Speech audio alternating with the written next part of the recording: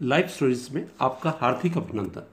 दोस्तों, इस बात से इनकार नहीं किया जा सकता कि समय और परिस्थितियाँ हमेशा एक जैसी नहीं होती।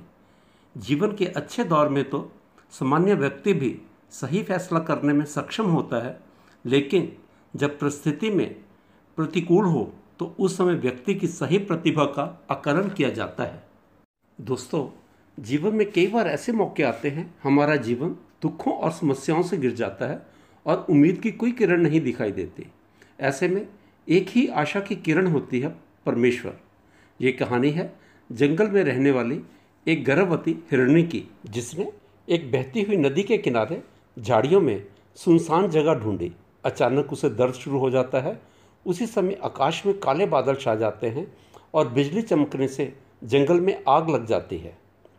बहुत मुश्किल क्षण थे। हिरनी देखती है कि उसके बाईं ओर एक शिकारी उसके ऊपर अपने कमान से तीर का निशाना साधे खड़ा है और दाएं ओर एक भूखा शेर उसके ऊपर नज़र गड़ाए खड़ा है।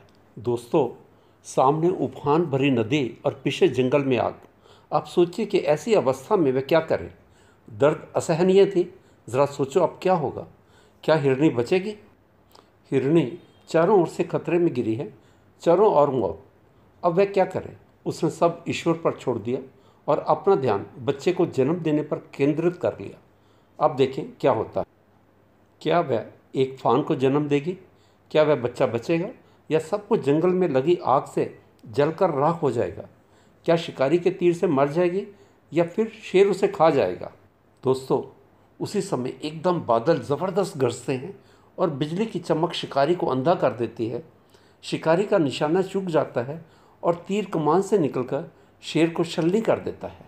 इतने में मूसलाधार बारिश शुरू हो जाती है और जंगल में लगी आग बुझ जाती है। हिरनी के बच्चे का आगमन हो जाता है। दोस्तों, हमारी ज़िंदगी में भी ऐसे बहुत से क्षण आते हैं जब हम चारों ओर से नकारात्मक सोच में, दुविधा में या संभावनाओं में उलझ जाते हैं। कुछ विचार इतने शक्तिशाली होते हैं कि वे हम पर हावी हो जाते हैं। कई बार तो हम गलत फैसला ले लेते हैं। ऐसे में हमें हिरनी से सीख लेनी चाहिए। हिरनी की उस समय प्राथमिकता थी बच्चे को जन्म देना, बाकी कुछ भी उसके हाथ में नहीं था। उस समय कोई भी क्रिया या प्रतिक्रिया पर अगर वो अपना ध्यान केंद्रित करती तो उसका परिणाम था मौत। हमें भी अपने आप से पूछना चाहिए, हमारा ध्यान किस पर है, हमारा विश्वास किस पर है। दोस्तों, ज़िंदगी में ऐसे समय हमेशा उस उत्पत्तिकर्ता परमपिता परमेश्वर में विश्वास रखो, जैसे उस हिरनी ने किया। वो आपको कभी निराश नहीं होने देगा। याद रखो, वो ना तो अर्ध निद्रा में होता है और ना ही सोता है। वह सर्वरक्षक है। दोस्तों, आप सबको बहुत बहुत धन्यवाद।